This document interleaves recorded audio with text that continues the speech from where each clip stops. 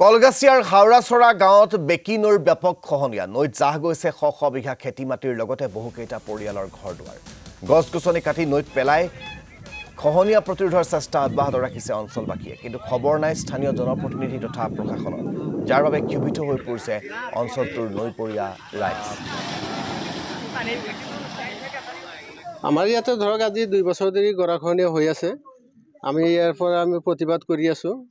চৰকাৰলৈ আমি অনুৰোধ জনাইছো যোৱা 27 জুন তাৰিখত মই বৰপেটা জিলাৰ উপায়ুক্ত মহোদয়ক আমি মেমৰেণ্ডাম দিছো তাৰ পিছতো আমাৰ গৰাখহনীয়া ৰোধ কৰাৰ কাৰণে বিভাগীয় কৰ্তৃপক্ষৰ পৰা ইঞ্জিনিয়াৰ আহিছিল তেখেতসকলে ইয়াতে পৰিদৰ্শন কৰি গৈছে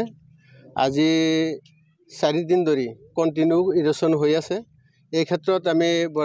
কলগাছিয়া সাৰ্কল অফিচাৰক আমি অৱগত কৰিছো বৰপেটা জিলাৰ উপায়ুক্ত মহোদয়ক আমি অনুৰোধ জনাইছো জলসম্পদ বিভাগৰ মন্ত্ৰী মাননীয় পীযুষ হাজৰিকা ডাঙৰীয়াক আমি অনুৰোধ জনাইছো যে আমাৰ এই ইৰোশন যাতে কন্ট্ৰোল কৰিব পৰা যায় তাৰ বাবে বৈজ্ঞানিকভাৱে যি পদ্ধতি ল'ব পৰা যায় সেইখিনি লোৱাৰ কাৰণে আমি অনুৰোধ জনাইছো